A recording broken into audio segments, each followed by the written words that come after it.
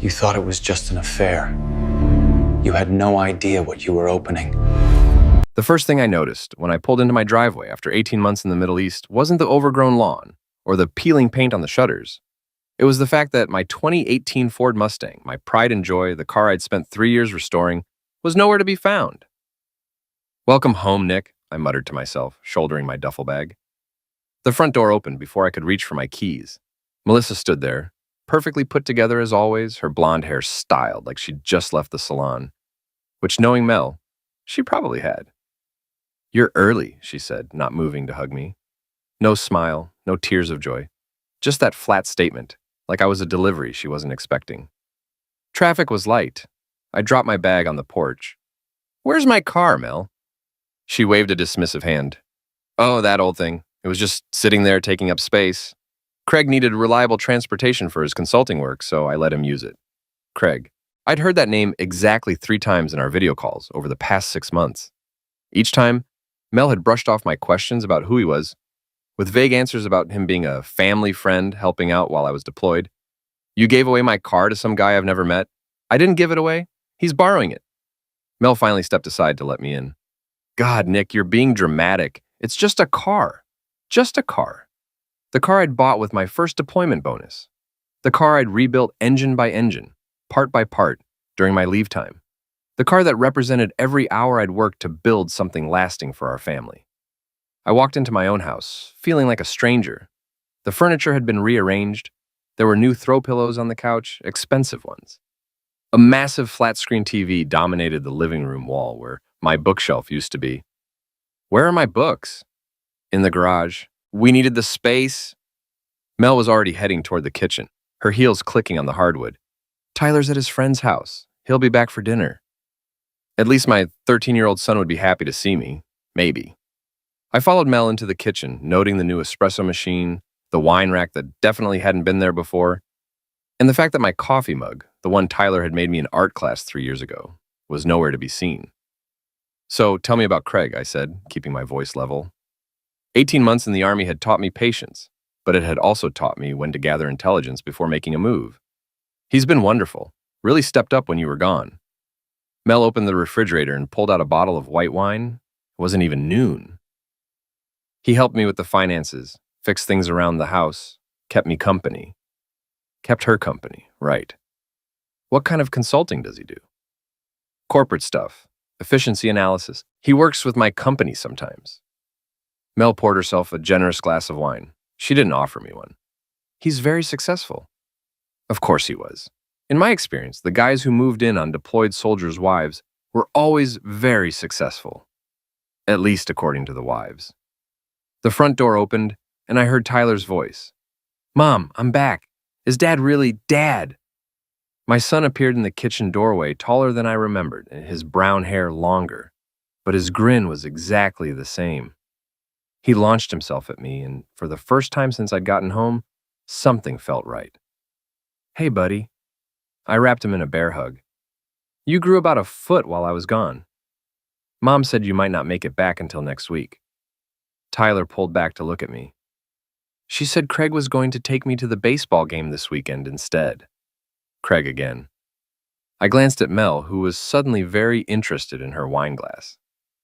"Well, I'm here now," I said. "We can go to the game together." "Actually," Mel interjected, "Craig already bought the tickets. It would be rude to cancel on him now." Rude to cancel on him. But apparently it wasn't rude to give away my car or rearrange my house or make plans for my son without consulting me. I was starting to get a clearer picture of what my 18 months of service had cost me. And it wasn't just the missed birthdays and holidays I'd been worried about. That evening after Tyler went to bed, I sat on my own couch feeling like a guest in my own home. Mel was upstairs talking on the phone in a low voice. I caught fragments of conversation through the floorboards. "He's acting weird about the car." "I know, but what was I supposed to do?" "Craig, you're being paranoid." Craig. She was talking to Craig at 10 o'clock at night.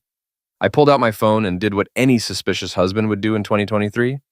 I Googled him. Craig Dalton. The name Mel had finally given me when I pressed her for details. According to LinkedIn, he was a strategic business consultant with an impressive-sounding company I'd never heard of. His profile picture showed a guy about my age, maybe a little older, with the kind of practiced smile that screamed, "Trust me with your wife and your wallet." But something felt off about his profile.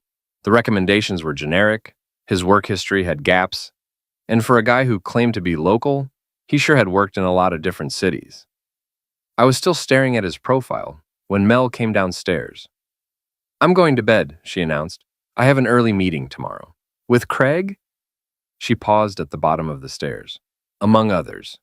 "It's a work thing, Nick. You wouldn't understand." Right, I wouldn't understand. Because apparently 18 months of managing logistics for a forward operating base hadn't taught me anything about business. After Mel went upstairs, I walked through my house, really looking at it for the first time. In the kitchen, I found receipts shoved in the junk drawer. Expensive restaurants, hotels, weekend trips, all dated while I was deployed, all for two people. In the garage, I found my books stacked in dusty boxes next to my workbench. My tools were gone. In their place sat a set of golf clubs I'd never seen before. Nice ones, the kind that cost more than most people's monthly rent. But it was the trash can that told the real story. I almost missed it. A crumpled receipt from a jewelry store. Dated 2 weeks ago, a men's watch. $1,500. Mel had never bought me a $1,500 watch. Heck, she'd complained when I'd spent $50 on a new socket set. I smoothed out the receipt and took a picture of it with my phone. Then I put it back in the trash, exactly where I'd found it. Upstairs, I could hear Mel moving around in our bedroom. Our bedroom, where I apparently no longer had a place to put my clothes, judging by the fact that the closet was completely full of her things and what looked like some men's clothing that definitely wasn't mine. I grabbed a pillow and a blanket from the linen closet and made myself comfortable on the couch, my couch, in my house, that no longer felt like home. As I lay there staring at the ceiling, I thought about the last 18 months, the long days, the dangerous nights, the constant worry about my family back home. I'd missed Tyler's birthday, our anniversary, Christmas, and God knows how many other important moments. And while I was gone, my wife had been playing house with another man, using my money to buy him gifts, letting him drive my car, making him comfortable in my space. But the thing that bothered me most wasn't the betrayal itself. It was how casually she'd dismissed my concerns. How quickly she'd made it clear that I was the intruder here. Well, Mel had made one crucial mistake. She'd forgotten that the Army doesn't just teach you how to follow orders. It teaches you how to plan, how to gather intelligence, and how to execute a mission. And I was starting to think I had a mission. The next morning, I woke up to the smell of coffee and the sound of voices in my kitchen.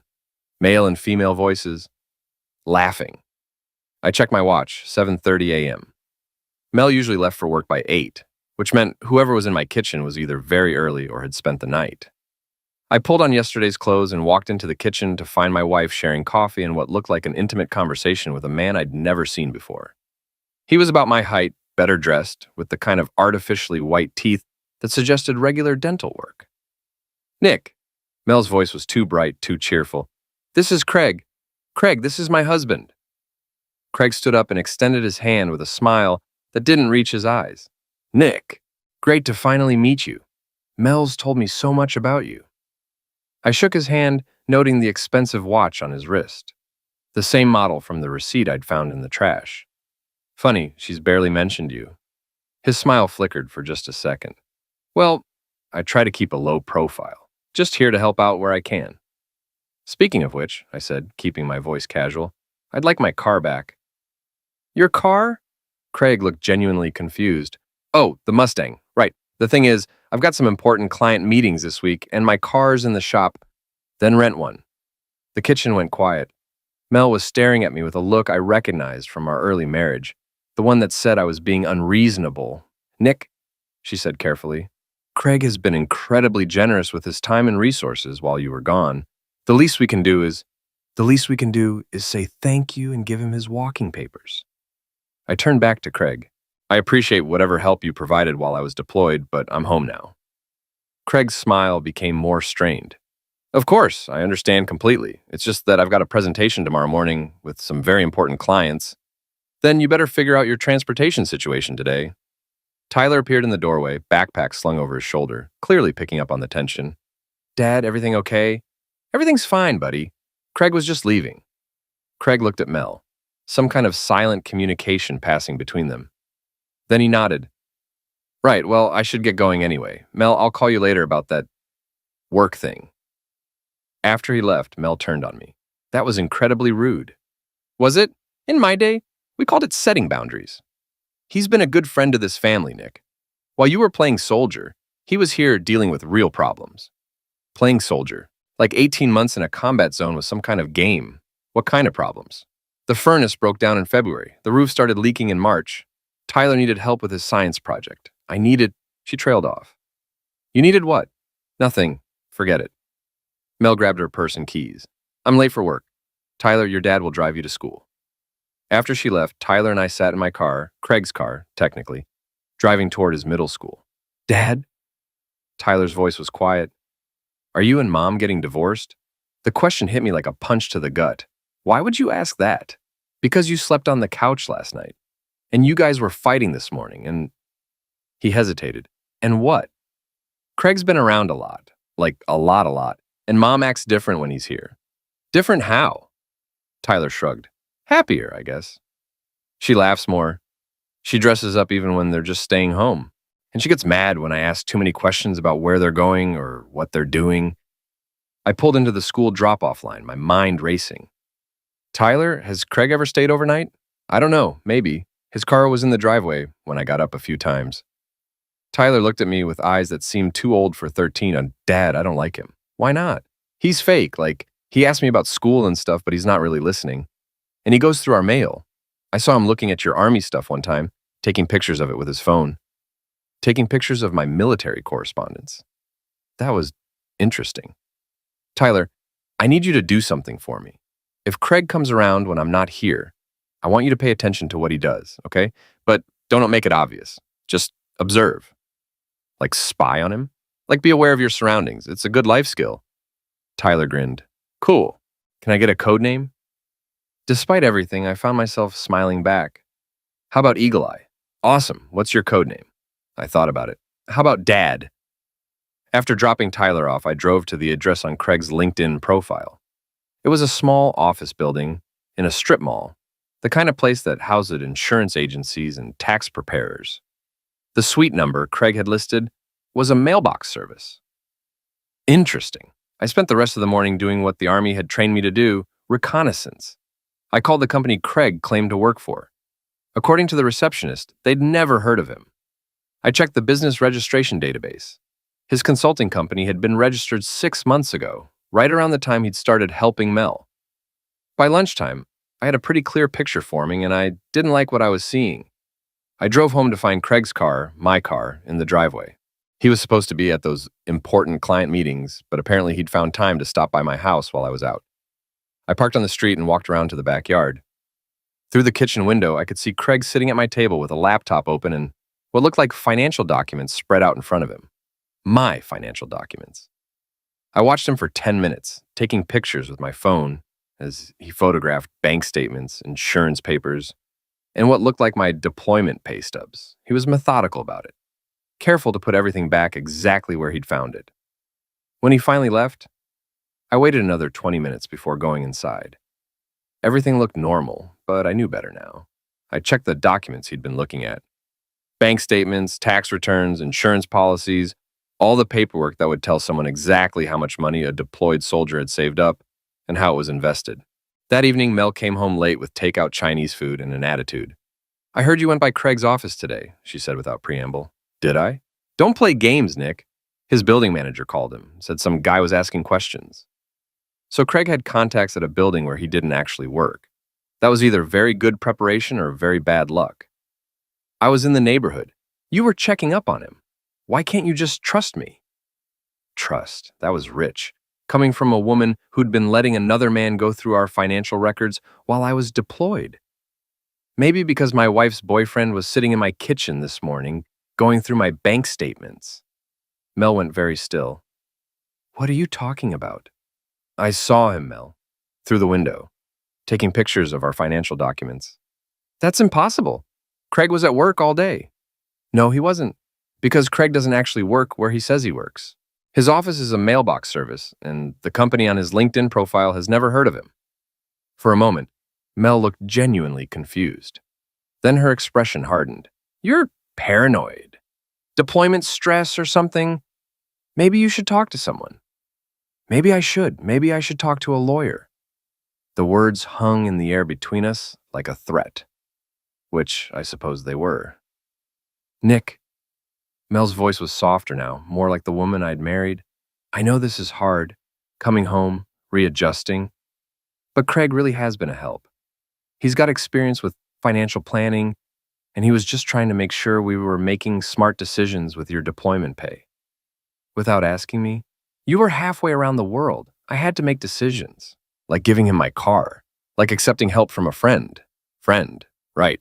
That night after Mel went to bed, I sat at my computer and did some real research. Craig Dalton had a thin digital footprint for a successful consultant.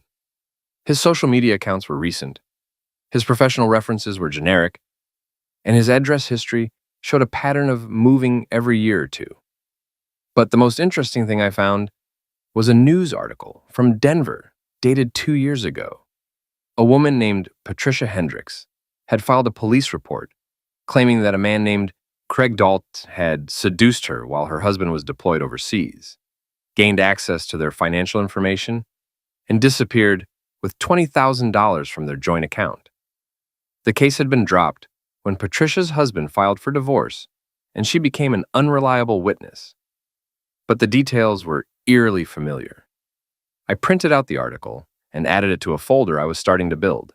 A folder labeled Craig Dalton, because if Craig thought he could run the same con on my family that he'd apparently run in Denver, he was about to learn that this particular deployed soldier had come home with more than just PTSD and a bad attitude. He'd come home with a skill set. The next morning, I called my old Army buddy, Sam Rahman. Sam had gotten out 2 years before me and was now working as a paralegal for a family law firm in Seattle. More importantly, Sam was the kind of guy who asked good questions and didn't judge the answers. Nick Porter. Sam's voice came through the phone with genuine warmth. I heard you were back stateside. How's civilian life treating you? Like a kick in the teeth. Sam, I need some legal advice, off the books. Uh-oh. What kind of trouble are we talking about? I gave him the condensed version. The missing car, the mysterious boyfriend, the financial documents, the article from Denver.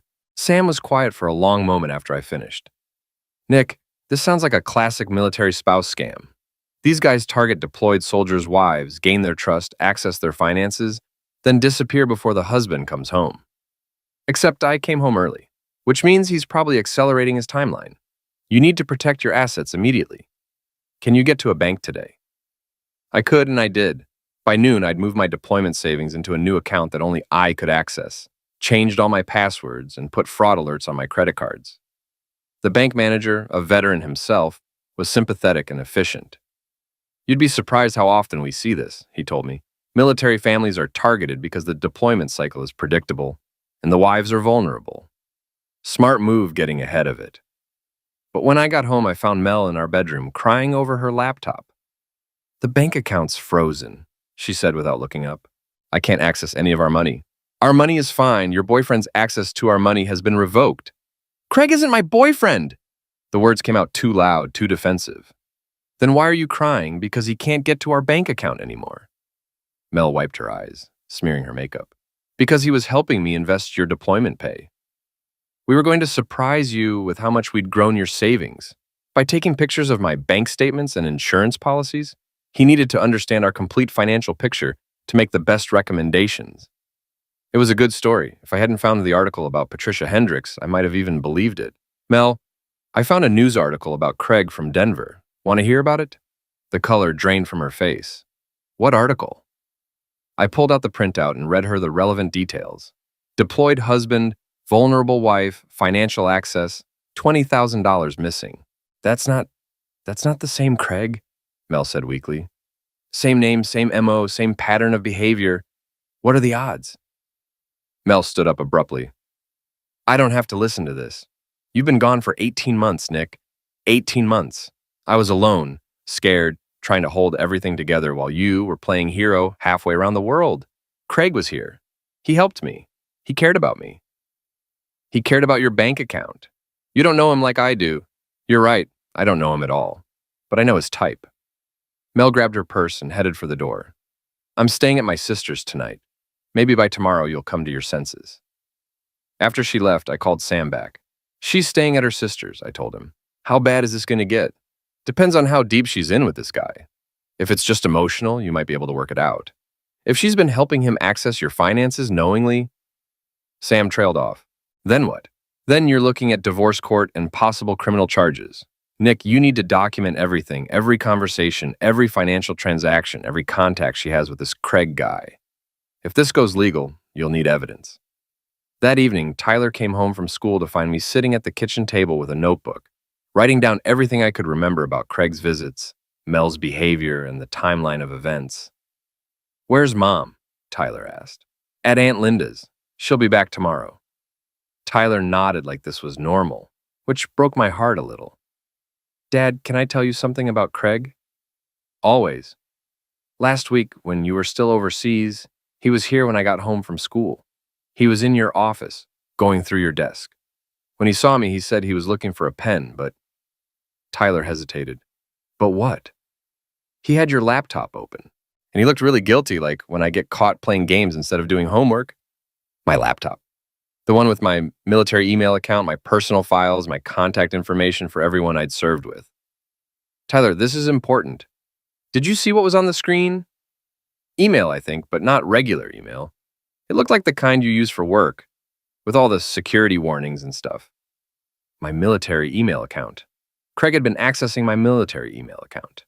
I felt something cold settle in my stomach. Financial fraud was one thing, but accessing military communications was a federal crime.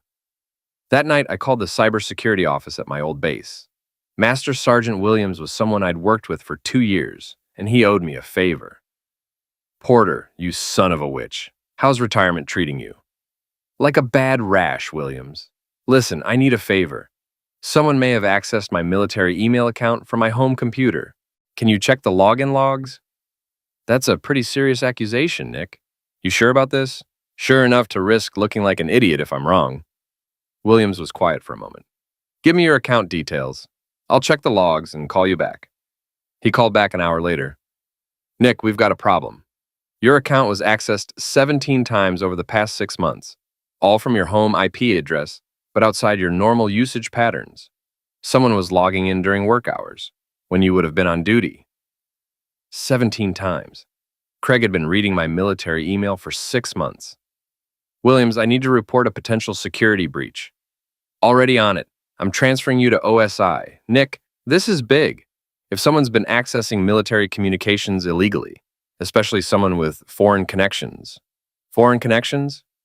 "The login patterns suggest someone familiar with military email systems but not military protocols. Like they had training but not experience. That's often a flag for foreign intelligence operatives." Foreign intelligence operatives. Craig wasn't just a con man targeting military wives. He was something much worse. After I hung up with OSI, I sat in my kitchen staring at my phone. My wife wasn't just having an affair. She was potentially involved with someone who was stealing military intelligence. And I was the idiot who'd come home early and stumbled into the middle of it.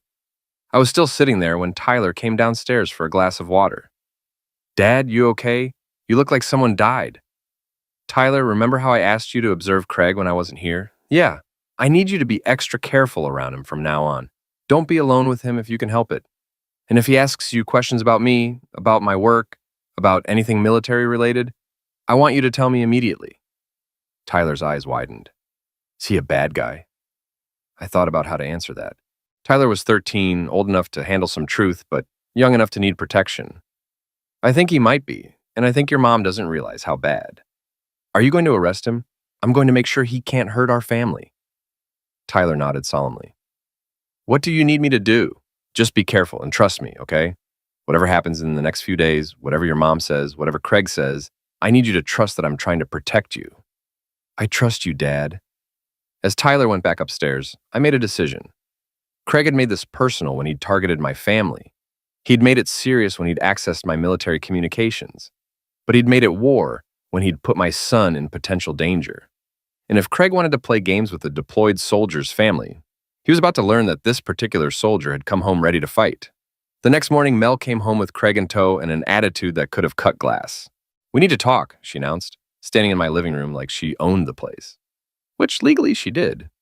"I agree," I said. Craig, you can wait outside. Actually, Craig is staying. This concerns him too. I looked at Craig, who had the decency to look uncomfortable. Does it?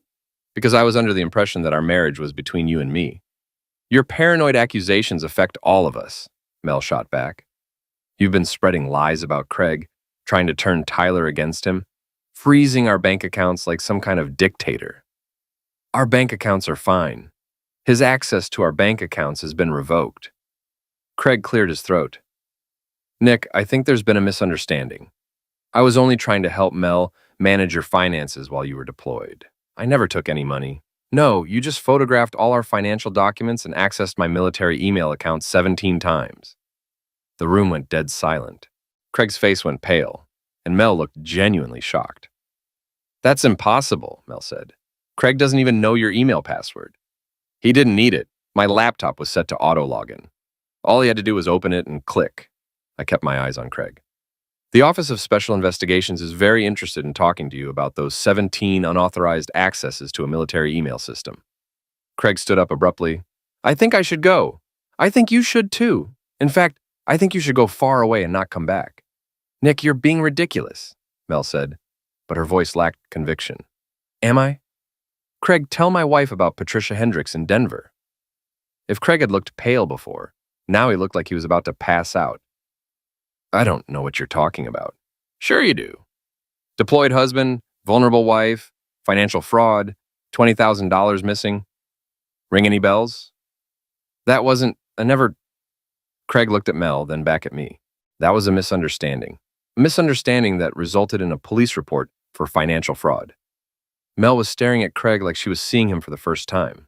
Craig, what is he talking about? It's not what it sounds like, Mel. That woman in Denver, she was unstable. Her husband was controlling. I was trying to help her get out of a bad situation, and she misunderstood my intentions. By taking $20,000 from her bank account, that was a loan. I was going to pay it back. Like you were going to pay back whatever you took from our accounts. I never took anything from your accounts. Craig's composure was finally cracking. I was trying to help Mel invest your money, grow your savings. Everything I did was legitimate, including accessing my military email. That wasn't... Craig looked trapped. Tyler saw you, I said quietly.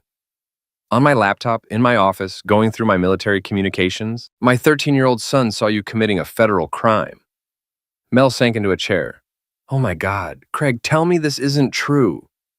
Craig looked at her, then at me, then back at her.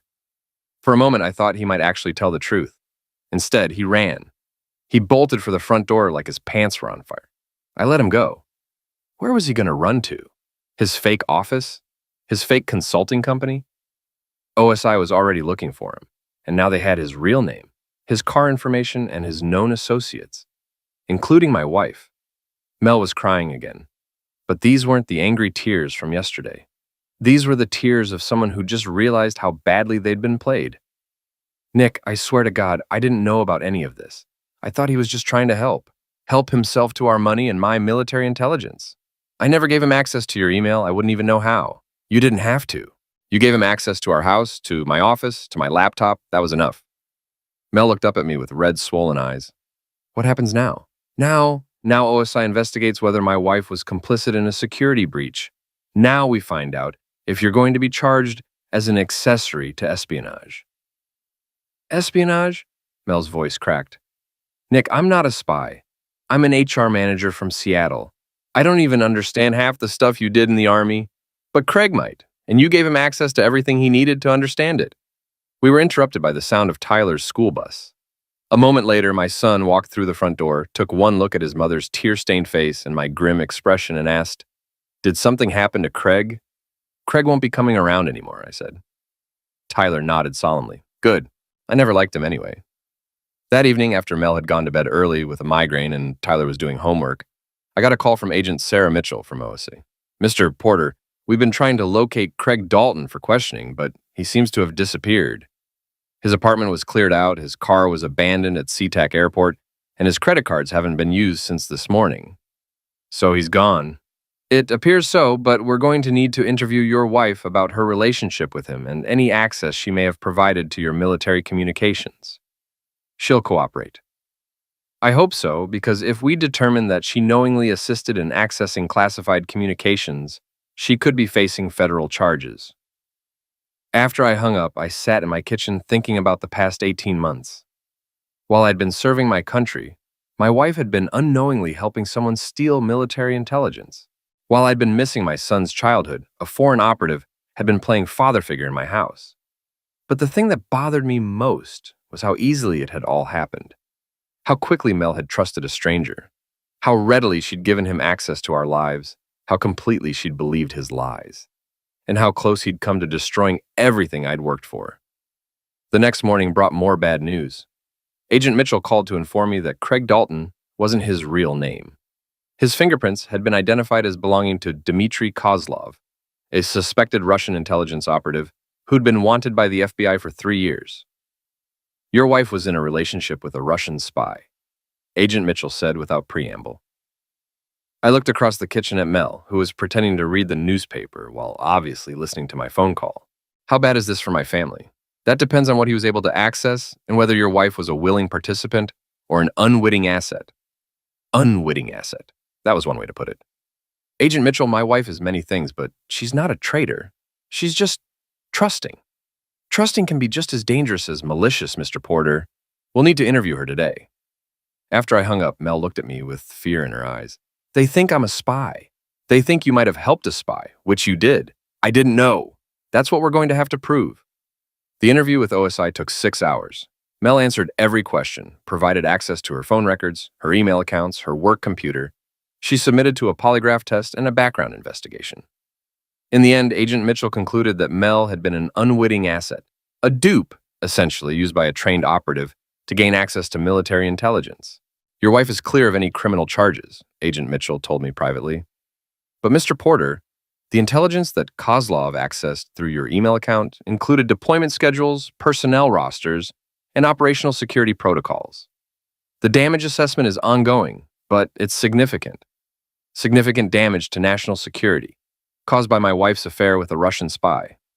That night, I sat Tyler down for a conversation I'd never imagined having. Tyler, the man who was staying here, Craig, he wasn't who he said he was. I know, Dad, he was a bad guy. He was a spy, a foreign spy who was using our family to steal military secrets. Tyler's eyes widened. Like in the movies? Like in the movies, but real, and very dangerous. Is Mom in trouble? I thought about how to answer that. Legally, Mel was clear, but our marriage, our family, that was a different kind of trouble entirely. Your mom made some mistakes, but she's not going to jail or anything like that. Are you going to get divorced? The question I'd been dreading. The question I didn't have an answer to. I don't know, buddy. Your mom and I have some things to work out. Tyler nodded like this was a reasonable answer. Dad? Yeah? I'm glad you came home. Me too, son. Me too. But as I tucked Tyler into bed that night, I couldn't shake the feeling that I hadn't really come home at all. I'd come back to a house that looked like home, to a family that looked like mine, but everything had been fundamentally changed. My wife had betrayed me with a Russian spy. My son had been exposed to a foreign operative. My military service had been used against my own country. And somewhere out there, Dmitry Kozlov was probably laughing about how easy it had all been. But he'd made one crucial mistake. He'd underestimated what a deployed soldier would do to protect his family and his country. And I was just getting started.